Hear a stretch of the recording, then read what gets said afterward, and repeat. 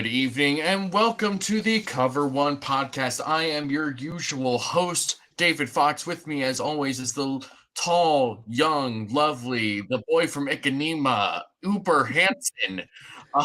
And we are here because the Buffalo Bills destroyed, annihilated, slayed the Miami Dolphins yesterday afternoon in a rout, winning 48-20. Absolutely insane performance from all three phases of the Buffalo Bills yesterday. Truly just a phenomenal performance all around. And we are going to break down all of it in the next hour and let's say hour and a half. I don't know. We never really know exactly how long this is going to go. We kind of just go on sometimes. But before we get to all that, we have some things to take care of. The first of which is our wonderful and usual sponsor of the show, and that is Underdog Fantasy. Folks, we're now a month into the season, and if you didn't get to draft Josh Allen in your home league, that's okay, because I did it for you. I'm in 6 different leagues. I have Josh Allen in 5 of them. So every time Josh Allen makes a big play or has a touchdown, I get like 12 notifications that Josh Allen's passing touchdown by Josh Allen. And it's even worse when it's like Gabe Davis or James. Anyway, that's going on about my team. If you didn't get that chance and you don't get those notifications, you can go to Underdog Fantasy, use their pickup contest, and you can win money predicting if Josh Allen will go over his yard totals, his touchdowns, his completions, and more. If you think Allen to Diggs will blow up this week, which is a pretty good guess given how 3 out of the first 4 games have gone, you can put them both in your pick'em, predict up to 5 different over-unders correctly, and win 20 times your original money. If you use the promo code COVER1 when signing up to make that first deposit, Underdog will match that deposit up to $100. That is $100 free US dollars if you use the promo code COVER1. Sign up today and start winning today. Whew. So I have a read that I do for these for Underdog Fantasy, and sometimes I just get an idea and I keep running with it. I probably shouldn't, but sometimes it's funny. So we also have another wonderful ad read, but thankfully not by me. It is by the lovely folks over at the Cover One flagship show. Is that what we call it? The flagship show? I'm gonna call it that. We'll see if that passes the sniff test with Greg and Aaron, who are gonna talk to you about One Pass. Many people ask us the best way to support us here at Cover One, and that is to sign up to become a Cover One Pass member. That contribution helps give us the access to all the data and information we use to create the content that you love. And I think most importantly, brings you into our community of insiders. It's a great community based on Slack. I know a lot of people don't want to be on social media anymore or be in on those conversations. We bring all of it to you right in our great community of educated fans. And most importantly, you get access to our content creators. Even better than that, everybody loves merch. You get awesome t-shirts, a cool decal, and a letter from the Cover One team signed directly to you. All for $60. That gets you the entire season, next year's free agency and draft. $60. Click the link in the description. Cover One Insider. Become one today. Become a Cover One Insider today. It's great stuff. I always love the fact that in that video, which we show every single week to promote our own content and all the stuff that we do, over Aaron's shoulder is his whiteboard that says Whitlock is an idiot, which if there's ever been an evergreen statement to have for an ad read, honestly, that's kind of up there. We got some comments right now. Jordan Poyer's driver, the fish got filleted, and Ralph Wilson Sr. from the grave saying, if McDonald's can fillet a fish, then McDermott certainly can. I think that's very true, actually. Garbage Al, the receipts have been crazy this week. Uber, you know all about that because you took one of those receipts from the Dan Le Batard show, and then they retweeted you calling them out. Yeah, I'm like an elephant. I never forget, and it helps that I get to put those bookmarks into nice little folders and save them up. When they hit, I make sure that everyone knows about them. When they don't, they just get deleted, and I pretend like they never existed. Just like anyone else should do with social media. When you're right, you hammer that into oblivion until people are sick of you. And if you're wrong, you're just like, That didn't happen. Didn't happen. It's been totally fine. I never said that. I never said that. You can't find the evidence of me saying that. RJ said, if Ken Dorsey keeps doing all the awesome things I've been pleading for over a year, I am all ready to sign that Kenneth Simon Dorsey apology form. First of all, the fact that you found his whole name, very impressive. I appreciate the dedication to that. That's phenomenal. But I'll be honest, because RJ is one of the most consistent viewers of this show. We are very thankful for people like RJ here. But I know that he has been one of the more vocal opponents of Ken Dorsey since last year. And, there were points last year I would have been with him. And, my thoughts have evolved a little bit with Dorsey as time has gone on. But I do agree that he has taken a step forward this year. And it's been really, really cool to see what Ken Dorsey has done. Just sort of the different things that he's been able to do. It's not quite so, straight up and boring and, the same sort of stuff over and over again. That I think it kind of felt like that was what was going on a lot last year. Whereas this year it's just like, okay, you're seeing that evolution a little bit more offensively. You're seeing him become a little more comfortable doing different things. And some of that obviously has to do with getting more personnel, running this sort of stuff that they probably originally wanted to do. Obviously, we've talked about the whole 11 and 12 personnel issue that they had last year. But yeah, it's been great watching Dorsey really evolve as a play caller, as a play designer. It's been great. Yeah. So we're just going to jump right into some news first. The first of which is the most unfortunate, and that is Trey White tearing his Achilles. It has now been confirmed by head coach Sean McDermott at a press conference earlier today. Just about one of the biggest gut punches you probably could have had in that game yesterday.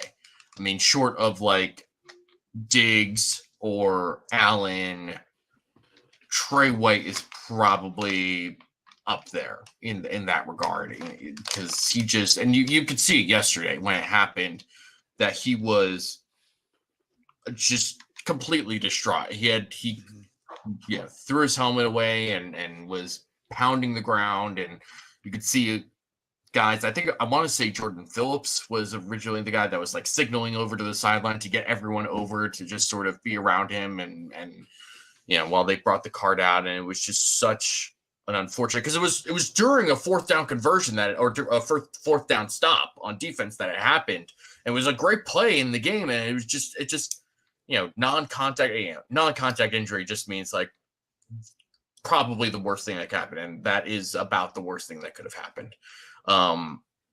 Just an extremely, extremely unfortunate injury. And for somebody, and McDermott talked about this after the game, and I think the sentiments of this were echoed by a lot of the Bills roster, which was just that, for somebody who does all the things right, who has worked so hard to come back from his ACL injury, right, to be the type of player that he was. And in the first couple of weeks, he looked like that player, right? Like we talked about last week, that interception he had against Sam Howell in Washington on top of the receiver in the end zone was just a classic vintage Trey White play. Mm-hmm. And for this to happen, non-contact on a big stop late in the game too, it was a really deflating moment, I think, for a lot of people. The Bills obviously took it and still went and took care of business and didn't let it get to them too much. But it was just a very difficult thing to look at and to see happen. I don't know what your thoughts are, but yeah, I mean, the second he reached down to his, looked like he was reaching down to his ankle, that's when you knew something was wrong, because he probably reached down there, didn't feel his Achilles, which is, it's the injury that I'm most scared of for myself. I can't imagine after everything he went through with the ACL to fight back and now have to deal with, like, he knew right away, and it was just awful to watch. it was also incredible to watch some parts of this, and it was Jordan Poyer riding on the cart with him. Like, it just shows how much each of these players means to each other, that Poyer rode on that cart with him and tried to, console him. And then you look at McDermott in his press conference after the game talking about Trey White, just almost broke down crying. Like, the injury means more to McDermott than just, oh, I lost my CB1. McDermott's looking at him like, this is my guy. Like, it was the first draft pick he had. And he's so important to this team, both, on the field as an athlete, but also just mentally and his emotion he brings. It really is it's a bigger deal than just losing your CB1, like the way he went down. And I really hope that he can rehab and get back from this. And it just sucks. It just really sucks. It does. It's so unfortunate, especially for somebody like Trey, who just like wears his emotions on his sleeve 100% of the time. And you saw that when he got hurt. I mean, he was just so upset, and it's hard to blame him in that situation to, just be that upset in the moment. It's hard. It's hard to deal with that. And I think, it was sort of discussed for last year when he was coming back from his ACL. And it was clear he was taking his time a little bit because he was, dealing just sort of psychologically, like having to come back because he'd never really suffered a major injury in his football career before he tore that ACL. And to go your entire football career being healthy, being able to just go all out no matter what. And for a player like Trey White, that's exactly how he plays. It's just all out every single time. And to then have that happen on a non-contact play when he tore his ACL, then comes back in the middle of 2022, struggles a little bit to start, understandable, starts to play better down the stretch, gets into 2023, has the whole offseason in front of him, does a great job, great start to this season, and then another non-contact injury. It's just like, it just sucks. Like, there's not a good way of putting it other than this is just a terrible, terrible thing to have happen to someone like him. It's really unfortunate. There's it's hard to really put into words how much he means to this defense, but and now they're going to have to pivot, right? And I think that we can expect it to be Benford and Jackson at corner, kind of moving forward. With if there's ever a time that Elam's going to be active, it's now. Like, I would presume if Kaiir Elam's not active for that game against the Jaguars, I don't even know what to do with him anymore. There's something seriously wrong there. But then there's this concept, and you and I were messaging, or we were in the Cover One chat talking about this. People are bringing up these ideas of, oh, we'll trade for Pat Surtain. Oh, we'll do. The things are getting absurd. Like, you can't go get Pat Surtain. That's not going to happen. Right. And then upgrading from Benford and Jackson, it's a lot harder to find an upgrade for Benford and Jackson. I think people fall into the Madden mindset. They're like, oh, I'll just go get a 82 corner from Jacksonville or something. It's like, yeah, okay, that's freaking Madden. Like, this is real life. It's way more difficult to do this in the NFL. Yeah, it's first of all, for the way that this defense runs, that requires so much communication in the secondary, finding someone right now that hasn't been on this team and doesn't know the playbook, not exactly the best idea, in my personal opinion. But I do think that I'd be a little surprised if they don't make any sort of move. We've kind of floated around the idea in the group chat earlier about, maybe they trade like a 7th or a 6th for Alex Austin, who is he's Houston? On the Texans practice squad, I believe. Yes, he is. Alex Austin is one of those like classic late round McBean picks of like, this is a somewhat undersized zone corner that we think will play well in this defense, which is probably pretty accurate because that's how they got Christian Benford and Dane Jackson and Levi Wallace, right? Like they're not the same player, but they are more or less serve the same role for this team, right? So I think that it wouldn't surprise me if they make a move. It wouldn't surprise me if they made that move specifically in particular. But this is also why I'm not saying this is exactly why they didn't trade Kaiir Elam, but this is also why like entertaining those ideas of trading Kaiir Elam were a bit foolhardy, because you can never have too many corners in the NFL. You just can't. And that's without taking injuries into account. Like, it's a passing league. You have a lot of receivers. You need a lot of corners. And to keep somebody who was your first round pick, who is very athletic, but just doesn't really fit their archetype, right? Like, they took a chance on somebody that doesn't fit their archetype. And we'll talk about somebody else who didn't necessarily fit their archetype, who was actually playing pretty well for them. And we'll get to that later. But, it's a little tricky. And trying to get him to fit into this defense will be tricky. It wouldn't surprise me if, like you said, Jackson and Benford are the guys starting on the outside moving forward. But I would also expect Elam to be active. Otherwise, you're relying on like Saron Neal to be your boundary corner right at if either of the other two guys get hurt. And I'd rather not have that happen. And Saron Neal, to his credit, had a great preseason at corner. Really, but that's like a nice thing. That's a nice luxury to have. Like, oh, Saron Neal could come in for a couple plays and be okay. That I don't want Saron Neal starting for 4 games if somebody else gets hurt for an extended period of time or something like that. So it's unfortunate, but that's going to be part of it. Sean McDermott also talked about Christian Benford, who left the game earlier. He is day-to-day. I imagine that he will probably be fine, but I think that also probably indicates that Kaiir Elam will be active in the game against the Jaguars in London.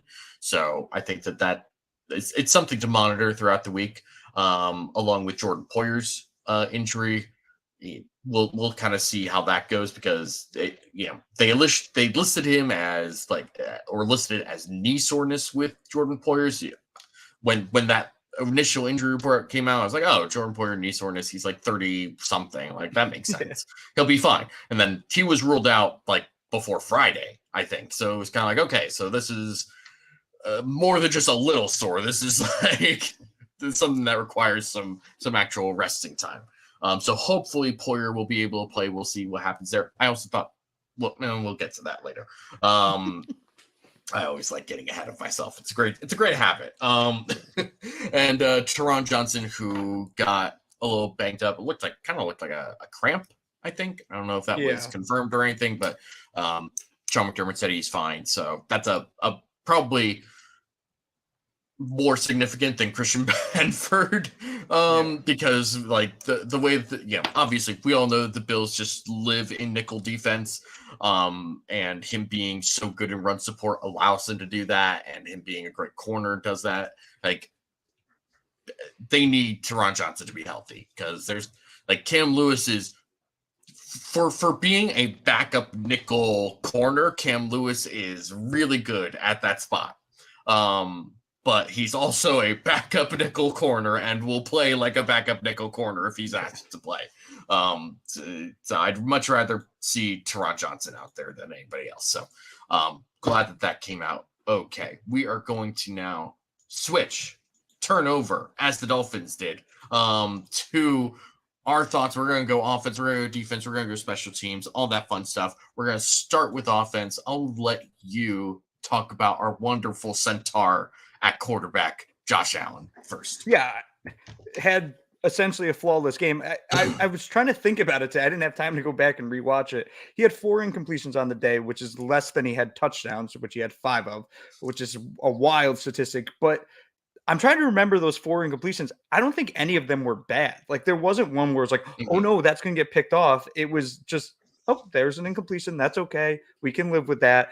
He's playing smart football right now, which we haven't seen Josh play consistently smart, like truly smart football in a long time. And on top of that, you can still see the cannon arm that he'll unleash when he needs to. Like, this 3-game stretch he's had, I'd have to go back and look. This might be amongst the best 3-game stretches he's had in his entire career. He's playing on another level right now. I would say this is, I'm guessing, and we have plenty of people in cover one alone who could probably disagree with me or have a healthy disagreement with me on this, but this is probably the best 3 games he's played just like cerebrally, right? Like just from that particular, like being a quarterback and going through what he needs to do as a quarterback is just, he's playing so well from that standpoint and taking care of the ball, going through his progressions well, and doing what Dorsey is asking him to do. And Dorsey's helping him too, right? Like, and Eric has talked about this a little bit. But that first touchdown to Gabe Davis is a great example of Dorsey taking concepts that Dayball ran and just implementing them into his scheme. So that particular play, that was basically the same concept that the Bills ran in 2018 against the Vikings to get the Jason Kroom touchdown when Josh Allen was a rookie. They ran the same sort of concept against Tampa in 2021 for a big play. And another typical Dayball concept that carried over to Dorsey early on last year was that, glance slant route off the RPO look, right? And they've thrown that so many times, right? And actually against Detroit, I think that was a play that got tipped and then intercepted in the red zone because it just became something they did so often that Detroit read and keyed in on that and were able to make a play on that. So then Dorsey now takes that concept, that backside glance slant look, and then runs a go from that with Stephon Diggs, and he beats Kader Kohu for the 3rd time that game, at least, for a touchdown. And that was such a great play and a great throw, a great design to be. This is what great coordinators also do, is they will take something that is a staple that teams are expecting, and they're just going to tweak 1 or 2 little things and be like, all right, we usually run a slant off this. What if we do a slant and go instead? Because then they're all reading those keys. They're all playing within the rules of the defense, and the offense just says, we're going to break this one rule, and you're not going to have an answer for it because you're not going to be able to respond in time. Unless you are just like an all-pro type of player, right? Yeah. Like, and Kader Kohu, to his credit, is probably going to get a lot of hatred from Dolphins fans this week because he kind of got put in a blender for a lot of that game. He's a good corner, and he was a good player for them last year. But like, actually, great timing on the comment from Tim A. Fangio threw Kohu to the Wolves and just did not help Kader Kohu at all throughout that game. And I kind of just felt bad for him after a certain point. Like, Vic Fangio, for all of the hype that he's got, and Vic Fangio is a great defensive mind. He brought in a whole new style of defense, not really new style of defense, but like kind of created this trend or brought back this trend of, 2 high shells and preventing big plays and all that sort of stuff. Although you could also argue that Leslie Frazier also helped implement that as well. I'm sure I'm going to clip that and send that to Aaron quick, because that has been his pounding point when Dolphins fans talk about Vic Fangio. It's like, oh, well, if you're going to talk about Vic Fangio being a genius, you might as well talk about Leslie Frazier being a genius. Like their results as defenses go, they're not that dissimilar. But yeah, I think that Fangio is a good defensive mind, but like he's struggling in this early part of the season. And you talked about this in your preview article about the Dolphins before the season started, that Fangio defenses don't just turn around immediately. Like this is not like a Jim Schwartz type of guy who has taken this Cleveland defense that was clearly talented, and he's taken that defense and put them into a different stratosphere by doing the sort of things that Jim Schwartz always does. Fangio, it takes time. And the Dolphins also have had some injuries to Jalen Phillips and obviously Jalen Ramsey. But there are guys that just are not playing as well as you might want them to, right? I mean, I've talked about Javon Holland as somebody who is probably legitimately underrated in today's NFL. He is a great great safety. The only time I can remember Javon Holland doing anything yesterday was when he got absolutely smattered by Dawson Knox on that catch. Yes.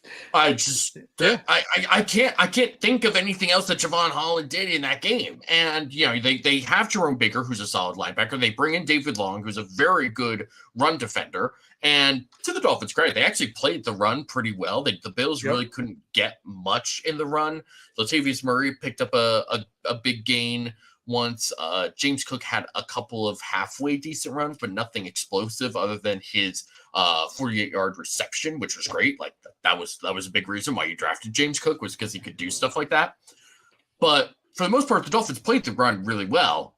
They just couldn't do anything to stop Josh Allen in the passing game at all. And there was no pass rush. There was no good coverage. Like nothing was working for Fangio in that defense. Yeah, and one thing that like Ken Dorsey did, he basically used what Miami's been doing all season against them on the offensive side of the ball. He just used motion, tons and tons of motion, and that worked perfectly with Stephon Diggs.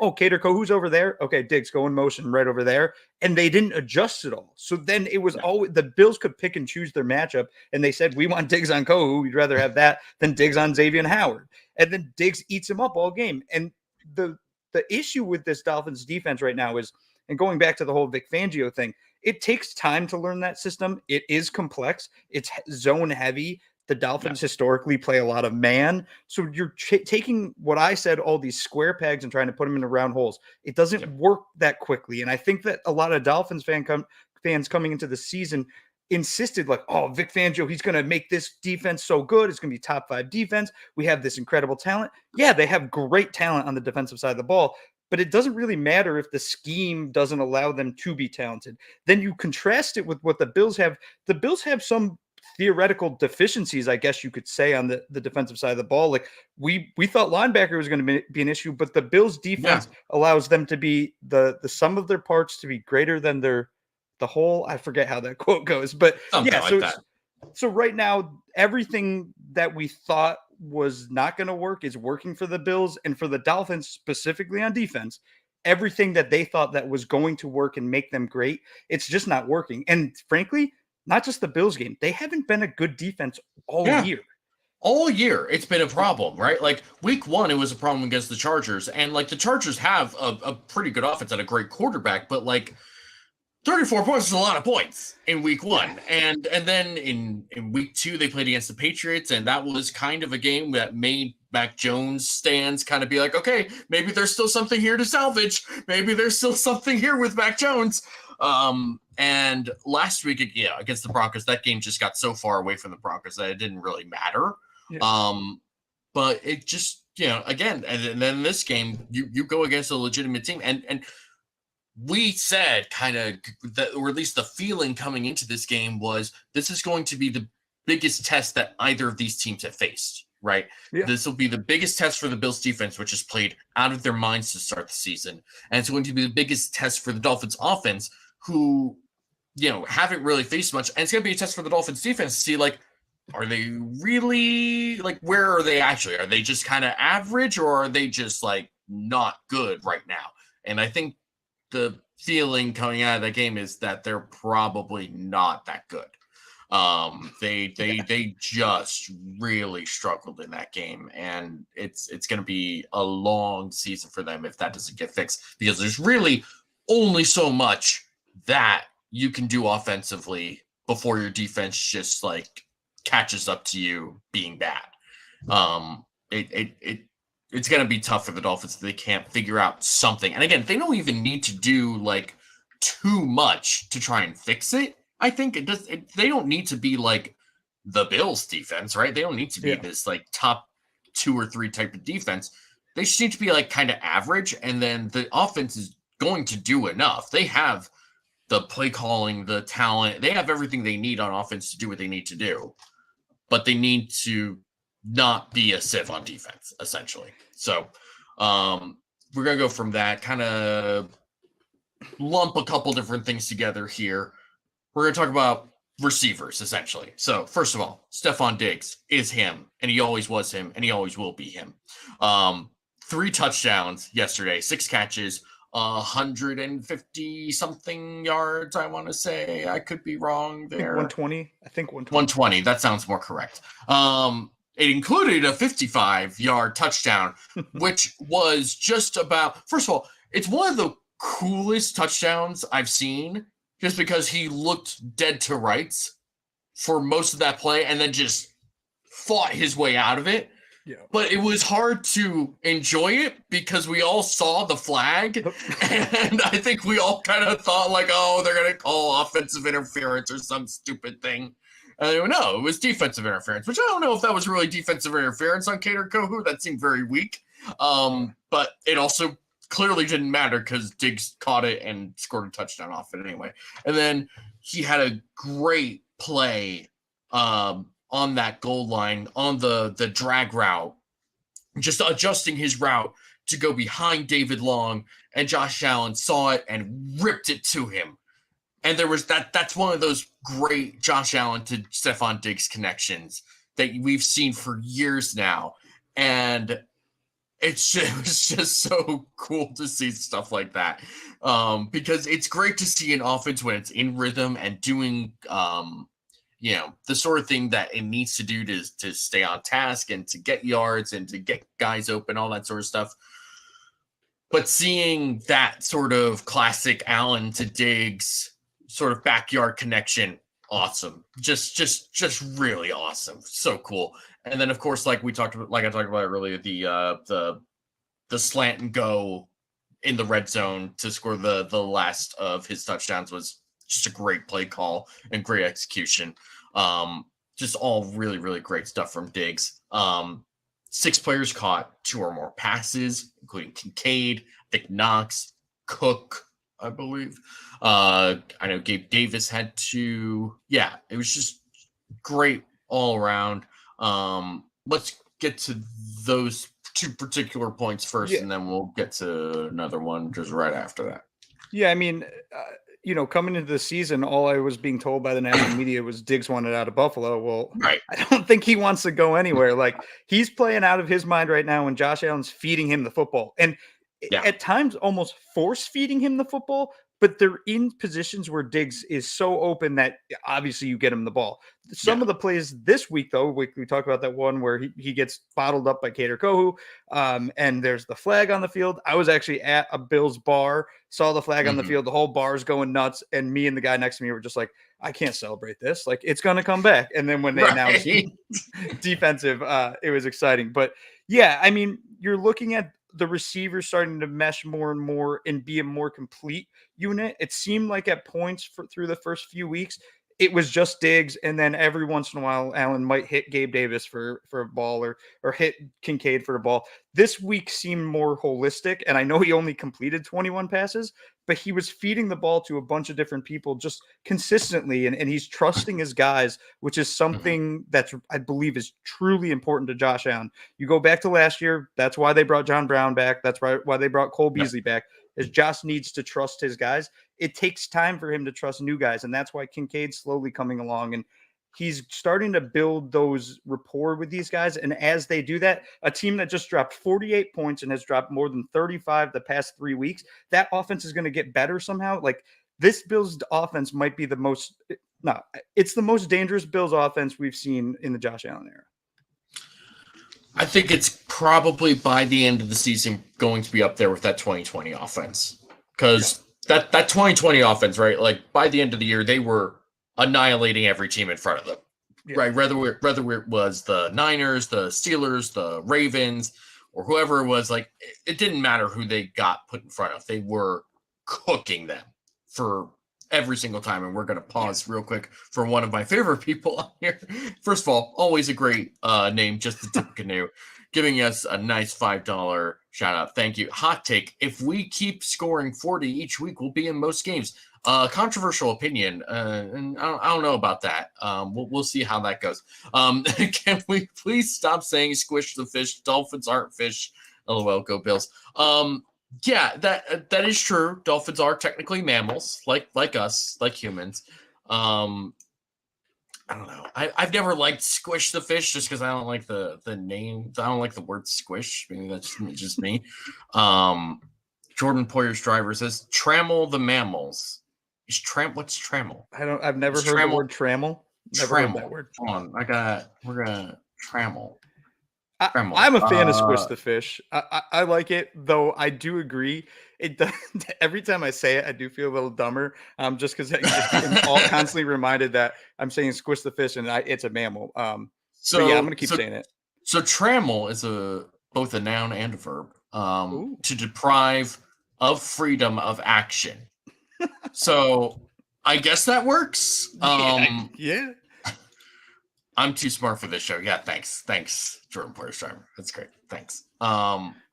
J-Dub, but buffaloes are mammals too. Well, RJ massacred the mammals. We'll workshop this. We'll come back to this a little bit later. Got a lot of work to do on that. But yeah, I mean, you talked about Kincaid. Like you said, I really feel like we're like this close to getting like a big game from Kincaid, and he's been good to start the season, right? Like he's been in position, he's been making good plays. It just hasn't been anything overly exciting, but like me personally, I'm okay with that right now. I think that it's totally fine to be able to be that safety blanket on those sort of plays, and to have him just pick up 5-10 yards or whatever.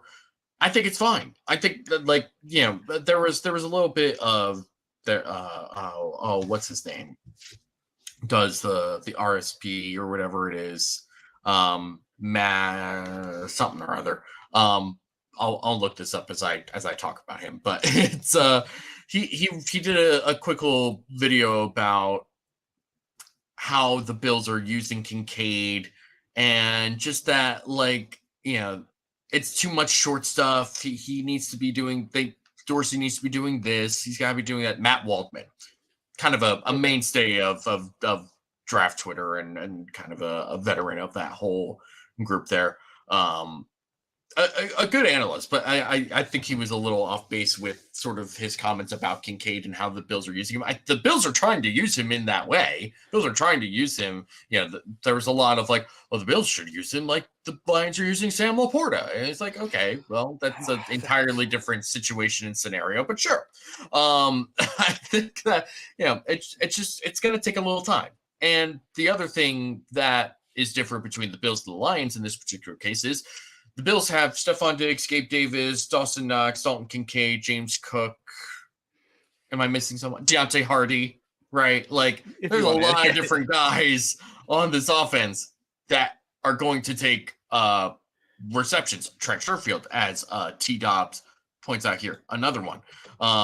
It's just like there's a lot of guys on this team that are worthy of catching footballs. The Lions have like Amon-Ra St. Brown and Sam Laporta right now.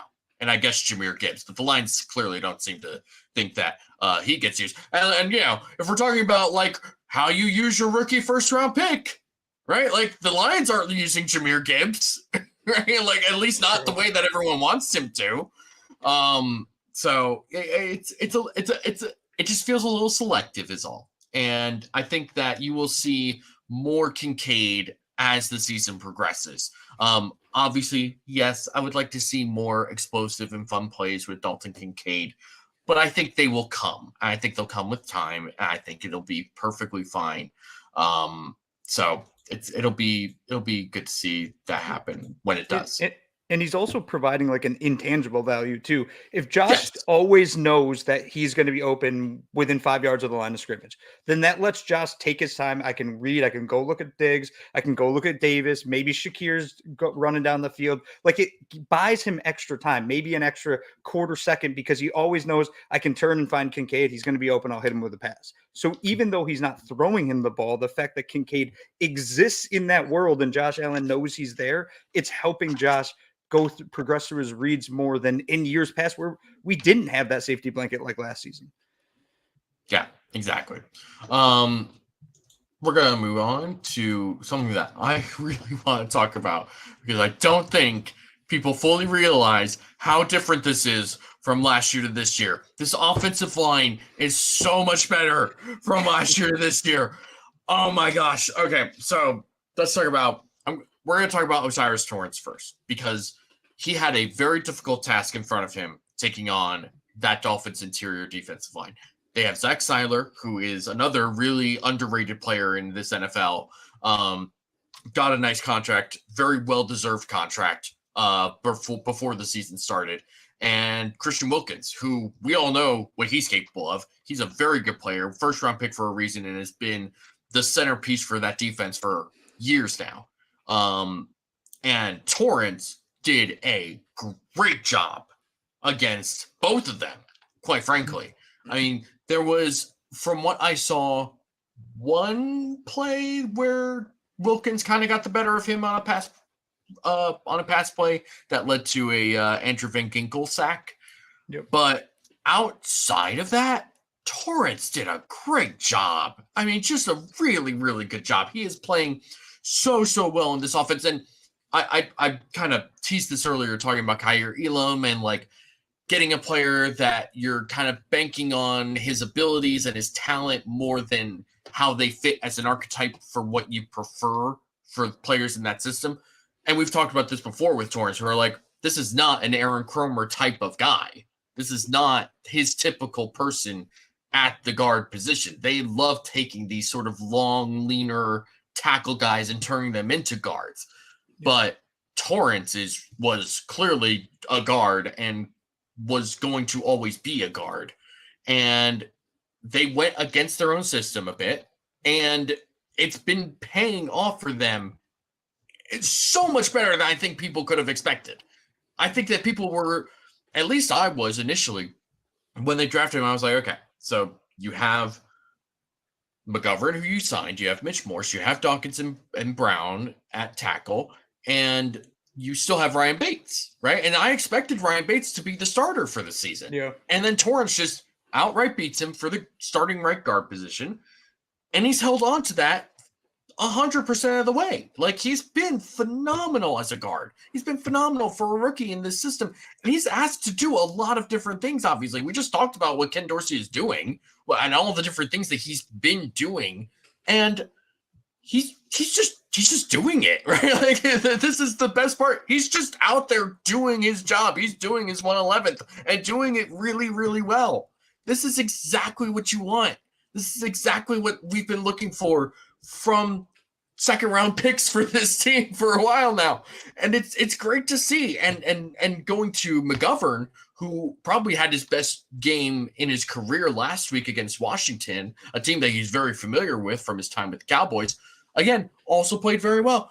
The interior, the front line of the pocket is playing so much better than what it was last year. It's ridiculous. It's crazy. It is amazing how much better this team is up front. And it's not just in the pass game, which is obviously very important to this team, but the run game, which, again, we'll kind of talk about that in just a little bit. The run game has been very, very good for most of the season. And that's, again, a result of Torrance and I think McGovern all playing very, very well. It's just really cool to see. And again, this is also why you bring in somebody like Aaron Cromer, because he is that type of guy. And McGovern talked about this.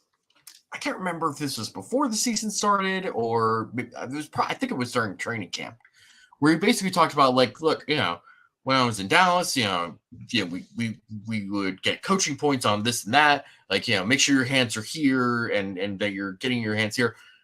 And with Cromer, it's like, make sure your hand is like right here, not like it needs to be like here, not here. And it's just like he said, he'd never really gotten that type of detailed coaching before. And that's what somebody like Aaron Cromer brings, is that type of detailed coaching. And if we're being honest and talking about the evolution of this run game from 2022 to 2023, it's not all the offensive line and it's not all Ken Dorsey and the running backs and all that, even though I think all of those have improved. Aaron Cromer, I think, brings a plethora of knowledge as a run game person and has implemented and helped Ken Dorsey implement those sort of concepts and making them effective. And that's again another reason why you bring in somebody like him. He knows how to do that, and you can trust him to know how to do that sort of stuff. Great stuff from the offensive line. Tim A. I agree wholeheartedly. Again, I cannot emphasize this enough. Anytime I can bring up Brandon Thorne, I will talk about him, and I will encourage everybody to follow him. And if you have the money to subscribe to his Substack, seeing Brandon Thorne praise McGovern gives me warm feelings. Yes. Yeah. You'll learn a lot from Brandon Thorne about the offensive line. Every single time he tweets something, I make sure to watch his videos because that's taught me more than probably most of the reading I've done on offensive line. But going back to this Bills offensive line, one thing that I always look for in any stat, in any play in football, is variance versus consistency. And the Bills right now have been consistently good for 3 straight weeks. They're not varying. Yeah. They've been consistently good up front for 3 straight weeks, and they're not playing scrubs. You can go back to that Raiders game. Yeah, not a great defensive line, but they still have Max Crosby, who the Bills held in check. The Washington Commanders, there's an argument they have the best defensive line in all of football. There's a legitimate argument that they might have the best. And then this week, the Dolphins have a really good defensive line. Granted, they were missing Jalen Phillips, but the Bills offensive line held all 3 of those teams in check and just beat the snot out of them in the trenches, something that the Bills haven't been able to do for years and years and years. And it's the main reason the Bills lose year after year after year is because they're getting beat in the trenches on both offense and defense. And right now, they're the bullies up front. They're winning in the trenches on both sides of the ball. That is a massive addition to this Bills team. And I just look at this offensive line and look at Josh Allen being clean for most of the day, every day. And it's like, what more can we want? What more can Josh Allen do? Because he can take another step if he's protected all game. 100%. I mean, this is exactly what they needed to do in the offseason was find a way to make this offensive line just better. And we were kind of ready to just say, as long as they're just average, it'll be fine. Yeah. I think that they're playing above average at this point. And the best part is that they also, unlike a lot of other teams, have legitimate depth at offensive line with Jermaine Ifedi, who they signed right before the season started, with Ryan Bates, who can be their backup center and a backup guard, with David Edwards, who also, can we talk about that for a quick second? The whole David Edwards play, I need to rewatch that. What happened there? He was very adamant that he reported as eligible, and then they said that he did not. So I don't really know what happened on that particular play. The ref said, and I've actually never heard this in an NFL game, the ref said he needed to re-report. I don't know what does that mean? What does that mean? I have no idea. Somebody's got to explain that to me. That was very weird and very dumb. Because as he came off the field, he was like, I did it. I looked at him. I did this. I did what I was supposed to do. Yeah. It's just very, very weird. We'll talk briefly about the run game. Not the most stellar performance from the run game. It's also a tough front and defense to run against. Obviously, we talked about Zach Seiler, Christian Wilkins, obviously David Long Jr. and Jerome Baker, very good against the run. So it didn't surprise me that they couldn't be super consistent in the run game, but they were fine. They were fine, and ultimately James Cook made a great play in the passing game late, which was exactly what you wanted to see. And we have another wonderful shout out from X True Two Guns XX. Thanks for the $2 donation. Not worried about any damn team in the league, and an emoji that is not going to be able to be processed on desktop. Sorry about that. But thank you for the super chat. We're very thankful for you, True to Guns. I mean, it's we are most certainly not the 2000 to 2016 Buffalo Bills. That is for sure, man. I was actually just thinking about this before we came on. I was just who was the best quarterback from the drought era? Was it Drew Bledsoe? Was it Tyrod? Was it Fitzpatrick? And then just sort of realizing that those were my options, I was like, oh man, I'm so glad it's not that time anymore. This is just Those were the that was dark a times. Those were the depressing dark times. thought to have. Back to the run game, though. I mean, again, not the best performance. A good run early on by Latavius Murray was great on 3rd and short. Also, a great sign that the Bills can run on 3rd and short without it being a Josh Allen like quarterback sneak or quarterback power or something like that. Like the fact that they can limit those types of hits and still do what they need to do offensively and pick up yards. Such a great sign for this offense and how they've evolved. Really, really great. But overall, just kind of a whatever game from the running backs. Yeah, I mean, the team totaled had over 100 yards rushing somehow. Some of that was Josh Allen. Yeah, it was a fine game from the running backs, but that's all the Bills needed. They really needed them to just pick up those 3rd downs, and that's what they did. That Latavius Murray. First of all, I don't know how the hell that guy's the oldest running back in the NFL. He's still got some juice in those old legs, and I think those old legs are my age, which is just that hurts me very deep down inside. But that being said, like, the Bills can thump if they need to, and they got the speed in James Cook if they need that too. And on top of all that, the opposing team always has to be wary that Josh can run for a 1st down or a touchdown like he did against the Dolphins. So yeah, I can't really be too upset at the way the Bills ran the ball. It was probably the worst part of their offense, but it didn't matter. They still put up 48 points. Exactly. Yeah. We're going to switch to the defensive side, and we're going to start with the biggest change from, well, maybe not the biggest change. Well, maybe it is the biggest change. It's one of two things, and we'll talk about both of them. I'm going to call it the biggest change, and that was switching from Leslie Frazier to Sean McDermott as the defensive coordinator and defensive play caller. I had defended Leslie Frazier as the defensive coordinator. He put together some really great defenses for this team since he's come into this organization, and it's unfortunate that they never really got to a point where they succeeded enough in the playoffs to make that really work. Obviously, I think the highlight being that Baltimore divisional game in 2020, where they sealed it with that pick 6 with Teron Johnson.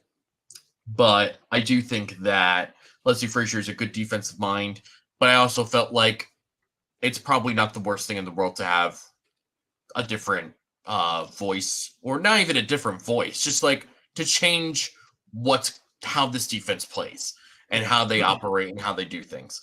And based on what we've seen through the first 4 weeks of the season, that was right. I mean, and again, like Frazier and McDermott come from that same Jim Johnson coaching tree, but clearly learned different lessons while they were there. Like Leslie Frazier is more of a passive defensive coordinator. Let them just kind of go down the field, try and use as many plays as possible. Let them make a mistake, that sort of thing. And we'll rush with 4, and we'll, use our 4 down linemen and that sort of thing. And when you have the talent and the right coaches in place, that all works really, really well. But with McDermott, it's been, okay, we'll rush with 4.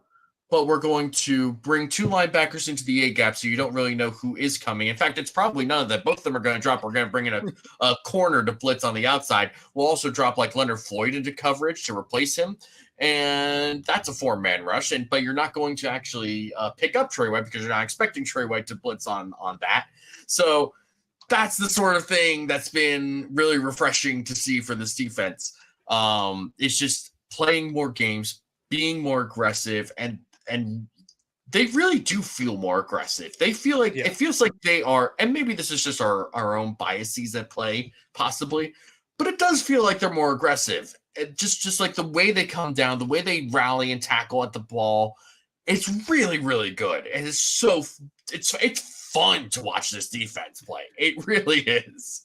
Yeah, and I'm completely with you on the Leslie Frazier thing, and I've been outspoken about that. I think he got like the brunt of the blame from a lot of people. Sometimes it was warranted, a lot of times it was not. It should have been placed in other places. But that being said, it was time for a change. And Sean McDermott, I think a lot of people forgot he was a really good defensive coordinator in Carolina before he came the Bills head coach, and we're seeing that play out now. While there's other teams like the Chiefs and Eagles that are leveraging their head coach's abilities to call play on the offensive side of the ball, the Bills are now doing that in the defensive side of the ball, and it's paying dividends. You have this team running all over the place, full speed, confusing the opposing quarterbacks and stopping the run. They're just playing pure good football at every single level. And in this game in particular, there was two things that I truly believe the Bills had to do. They had to confuse Tua pre-snap, and they had to force him to make mistakes post-snap. McDermott put on an absolute clinic of confusing Tua. There was a stat that came out. It said, leading to this game, Tua had thrown to his first read on 80% of throws. First of all, that is a wacky number. 80% first read is that is legitimately wild. That's a thing that he could do and score like 30-plus points a game. Like, that is a crazy thing. And this week, 56%. So McDermott was confusing the living hell out of Tua. Didn't know where to look because he'd think his first read was covered, and boom, it was covered up. Eric Turner put out a ton of videos showing how well, the Bills defense played. I think this and is I imagine there's going to be a lot more throughout the week. This is another game, and I'm seeing a lot more of it on Twitter, which makes me happy. The Bills defense, the players on the field deserve a ton of credit for what they did because they're the ones that actually did the job. But McDermott deserves some flowers too because he put on an absolute masterpiece against Mike McDaniel, who I despise, but is a brilliant play caller. Sean McDermott outcoached him in every step of the way in this game. 100%. RJ says, this defense feels more aggressive with blitzing less. It's amazing. It's a great point to bring up because this is not a heavy blitz defense. It kind of looks and feels like it is because of the way that they're doing it. But they're really just playing those 4-man rushes and doing it with different guys. It's not that straight up 4 down linemen are going to be the pass rushers. It's we're bringing a linebacker here and we're dropping someone else. We're bringing a corner here and we're dropping someone else. Play the games within the games. Spin writes, just think of all the people who wanted to fire McDermott in the offseason. There's a great rant that Chris Brown did on One Bills Live today. You can look on their Twitter for that.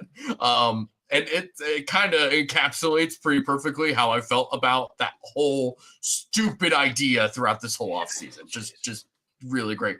And Steve Noble brings up another great point. McDermott has a progressive mind and is not stuck in his beliefs. He is a very underrated coach, in my opinion. Joe Banner, who used to be the president for the Eagles and also was part of the Browns front office in the 2010s, said today on Twitter that he knew McDermott when he was with Philadelphia and talked about how like his biggest regret when he was with the Browns was not hiring McDermott as the head coach.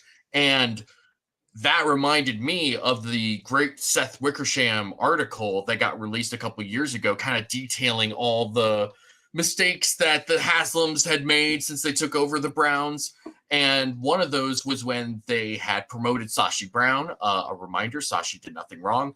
When they promoted Sashi Brown to general manager and had a couple different people, Paul DePodesta, that was when he came in. And they started developing ideas and guardrails to kind of keep this front office and ownership and the coaching staff all on the same path and all working together and not be competing with each other and combative with each other. And so they put together all these great ideas and they did the interviews for their new head coaches. And it was 4-1 among the decision makers for the Browns saying, we should hire Sean McDermott as the head coach. And the one person who disagreed was Jimmy Haslam, who decided to hire Hugh Jackson because he felt like Hugh Jackson deserved another shot as a head coach. He was the head coach of the Raiders for a year and went 8-8. And he also felt that Hugh Jackson would relate better to the players. And I think either Sashi or Paul DePodesta was like the last person to talk to to Jimmy Haslam about it and said like they really felt like hiring Hugh Jackson would be a mistake. And ultimately that's what they ended up doing. And they kind of paid the price for it. And they're going to continue to pay the price for it because just a year after that, Sean McDermott gets hired for the Bills. And now if the Browns make the playoffs, which is possible. They might. They've got a good team, a great defense. We talked about that earlier. If they make the playoffs and they have to play the Bills, you're playing against a team and a coach that you could have hired and would probably have you in a better position than where they are now. And I like Kevin Stefanski a lot. I think he has done a lot of great things for them. But suffice to say, they would not be in the position they are now if they had just hired Sean McDermott back then. Yeah. So there's that. I found that to be very interesting. So McDermott, such a great defensive mind and defensive play caller. He's been doing a phenomenal job. And part of that has been because this defensive line has been awesome. Yeah. Leonard Floyd, phenomenal offseason addition. Daquan Jones is playing out of his mind. Greg Rousseau is taking another step forward.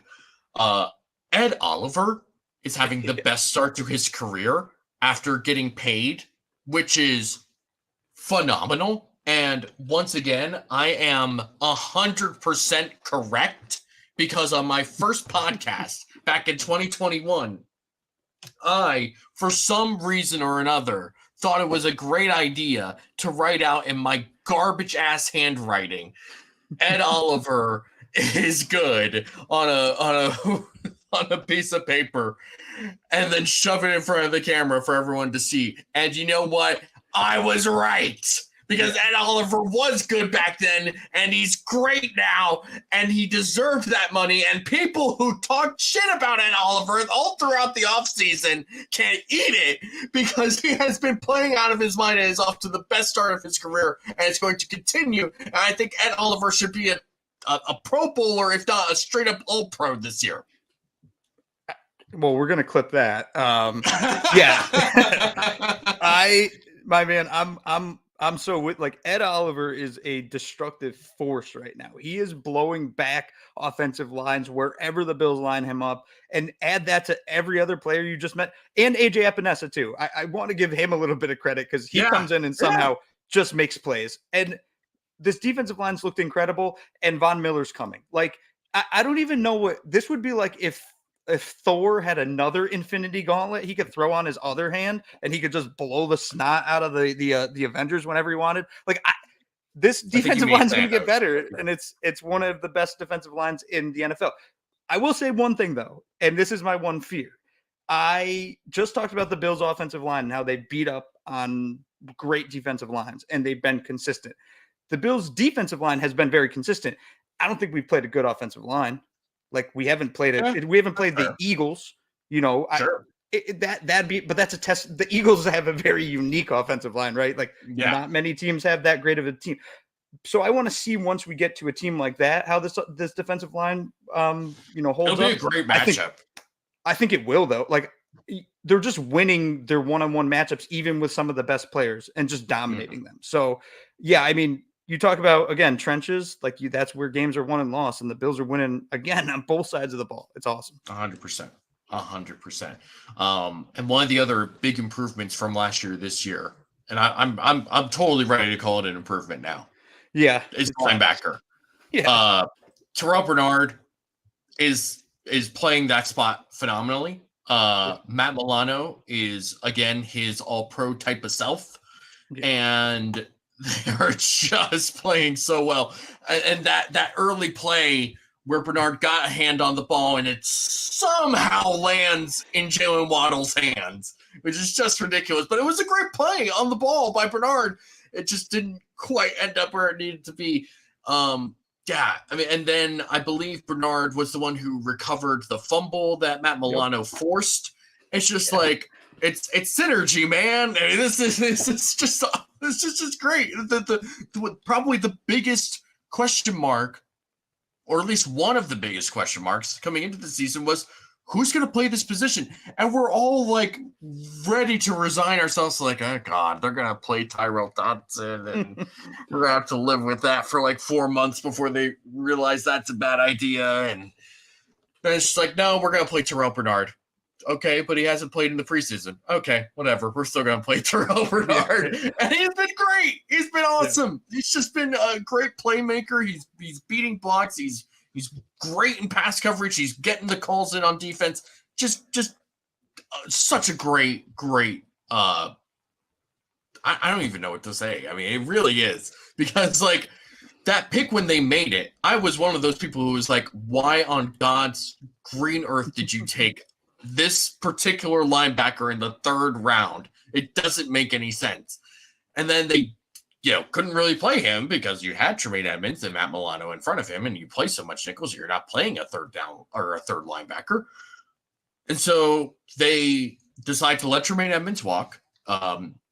As Roy Collins writes, I wonder if the Bears fans are still thrilled about paying Tremaine Edmonds $18 million a year. That's a great question to ask right now. I think that's the least of their worries. That kind of is the least of their worries right now. But I can tell you right now, the Bills probably feel pretty good about paying Terrell Bernard, what, $1 million a year annually? Yeah. Something like that. Yeah. I mean, it really is just phenomenal how they have gotten this much production out of Terrell Bernard. And this is not just somebody who's filling out the stat sheet with big plays and kind of doing whatever in between those. He's playing well as a linebacker. And Eric, again, has pointed this out so well throughout the first month of the season. Terrell Bernard is a legitimately good player for this team right now. It's not just big plays. It's not just one little thing or another. He's playing well, and he allows this defense to play well. It's really just one of the most shocking developments for this team right now. Yeah, I mean, everybody that knows me on Twitter or wherever knows my feelings about Matt Milano and how much I love him for many different reasons. Terrell Bernard's playing, like you use the word synergy. It's perfect. Like they're playing together at full speed on every single play. They're just homing missiles, just running down running backs, running down quarterbacks, being in the right spots in their zone drops. And they're so interchangeable that you can mess with the minds of the quarterback by just being like, is it Bernard coming in or Milano? Bernard or Milano? And it's causing complete chaos everywhere. Bernard is playing phenomenal football right now. And a lot of people are going to eat crow for all the crazy things they said about that pick. And then on top of that, I mean, Matt Milano, I don't even know what more I can say. Every time I watch Matt, he took another step this year. Every single time I have my eyes on him, he's just blowing. He had a play yesterday. He didn't end up making the tackle. He timed the snap so perfect. And if Alec Ingold wasn't just accidentally standing where he was, he would have killed Tua, taken the ball, and run in for a touchdown. And that's just tape study, physical ability, instinct. And those three things are things that Terrell Bernard has as well. So what we always kind of joked, I think, maybe this offseason, like, wouldn't it be great if we had two Matt Milano? Well, we might have two Matt Milanos on the field right now. And that's just a phenomenal development considering where we thought we were going to be this season. Yeah, it's crazy just how this has changed basically overnight. I mean, it's just, again, just one of the craziest developments of the Bills season so far.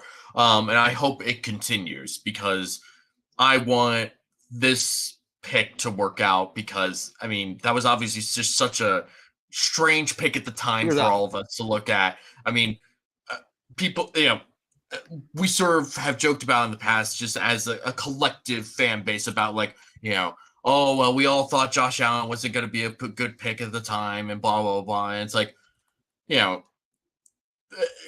were probably some people who felt like Josh Allen was the right pick, right? Like just based on his just talent alone, right? It's just like, one of those, well, if things work out.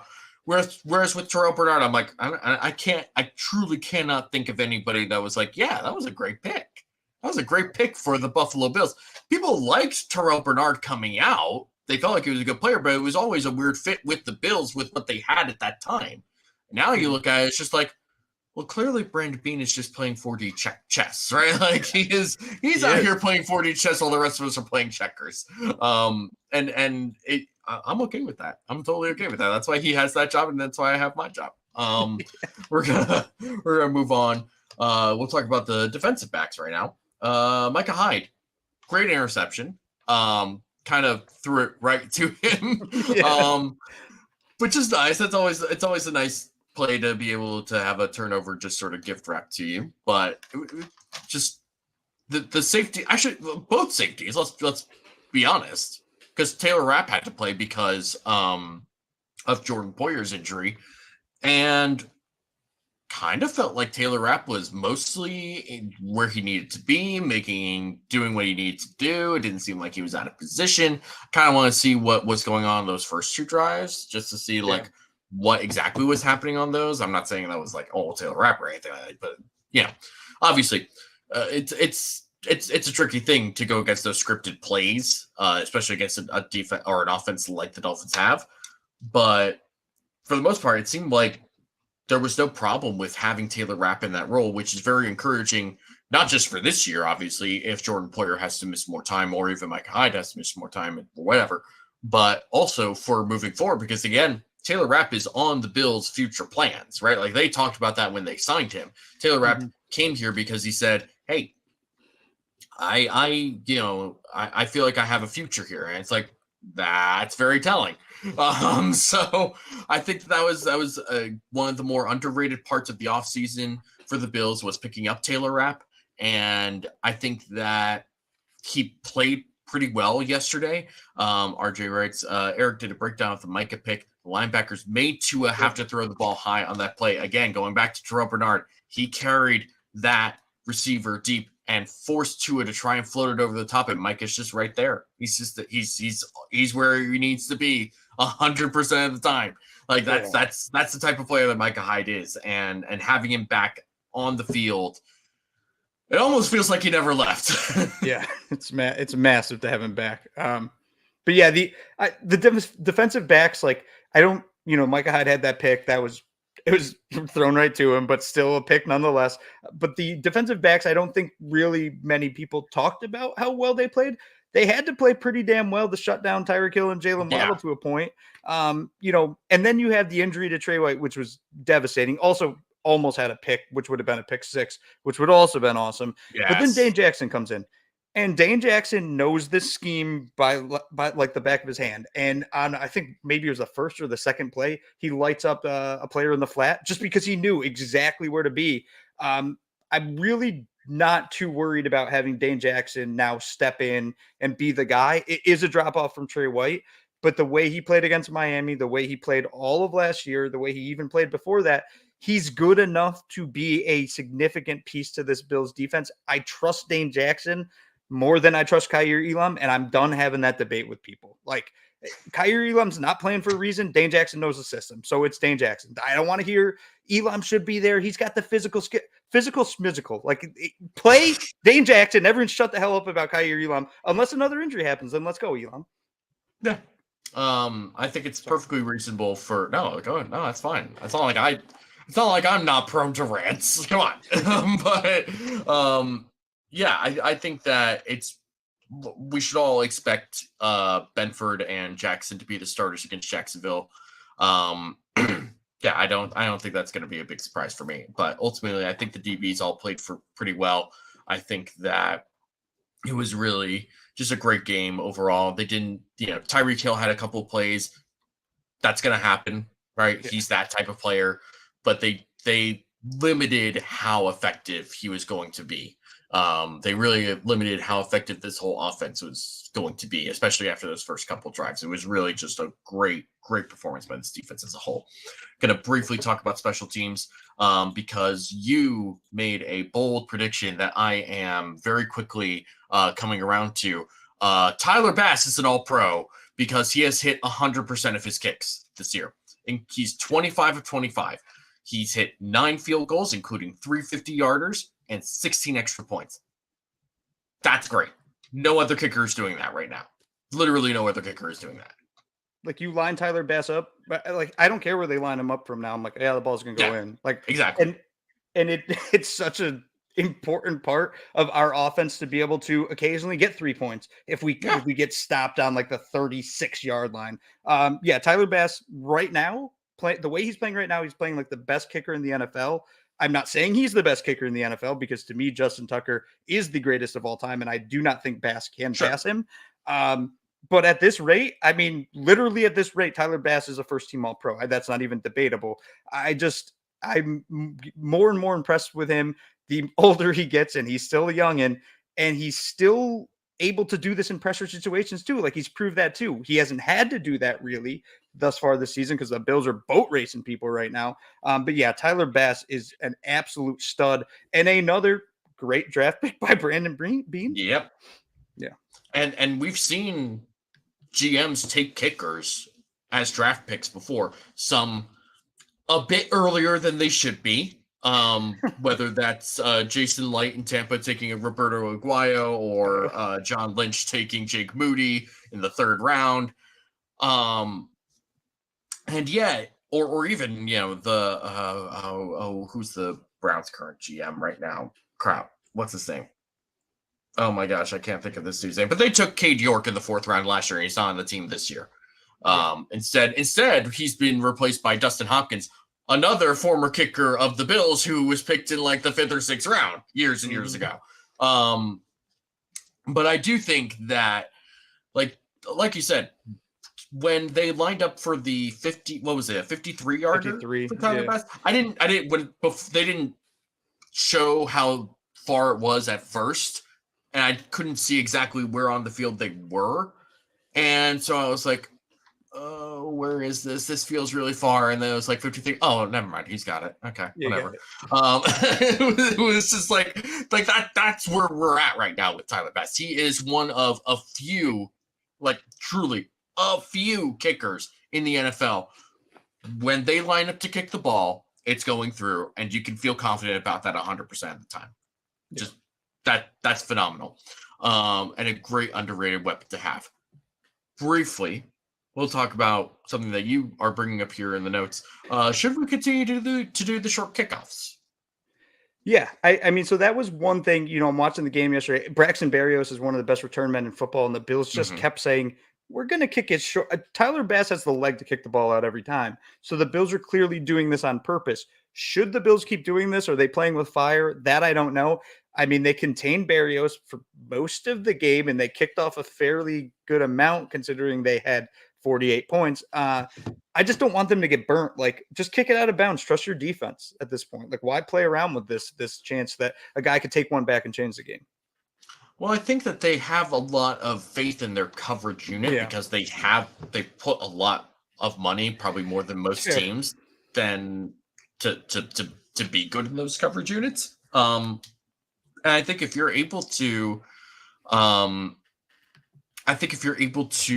get guys before the 25, is that worth it? Is there something that they're seeing sort of from their standpoint that is sort of making that decision for them, where they feel like, okay, if they get 5 fewer yards on kick return as opposed to a touchback, if they have to start at the 20 or the 18 or something, then that makes a good difference for us defensively, then fine, keep doing it. I don't necessarily feel like it's a huge deal either way. Yeah. I'm fine with the touchback, and I think that they've been fine covering kicks as well. We are pretty much done, but we have one last little thing to do, and that is one of the best parts of my job ever since doing this show. We are bringing back True or Rubbish, people! Let's do True or Rubbish, yes. True or Rubbish. Let's go. You see, now in the past, Kyle was the one who always did these to me. But he would always put them in the show notes, and I would just sort of like see it, and I would be like, all right, whatever, I'll worry about that when that happens. I feel like if I put these in the show notes for you, you're too organized and thought out that you're actually going to come up with answers for these beforehand. I don't want that. I want all that's all good. It's all ridiculous ideas. So let's do this. All right. True or rubbish? Kyer Elam will be active in Week 5 against the Jaguars. True. We're going with true. Yeah, this seems true. pretty Absolutely. After all, can't believe it. It was true. Yeah, when you're down to where you're at now on the outside with corner, you kind of need to just have this dude active at this point, and that's fine. Whether or not he plays or starts the whole other story, but I feel like he will be active for Week 5. All right. True or rubbish? One, we got a whole bunch of true. What kind of stupid question is that? True. Fair. All right. Question number 2. True or rubbish? The Bills will trade for a corner that is not named Alex Austin. False. I don't think they're trading for That is anybody. rubbish all after all. It was all rubbish. You don't think they're trading for anyone at all? No, I don't. I mean, from a corner perspective too, I like Jamarcus Ingram. I think that he played. People look back to that Dolphins game last year and just, I don't know why they decided that Jamarcus Ingram played awful. He didn't play awful. He's fine. He's a good enough CB4 in my mind. He had a really good training camp. I think he's their fourth guy that they might sign to the 53-man roster at some point soon. Fair enough. Fair enough. All right. True or rubbish? Osiris Torrance, Pro Bowler? Oh man. I want to say true. I mean, he's This just was playing true like a Pro Bowler. all after all. Can believe it. It was true. It's true all after all. It's true.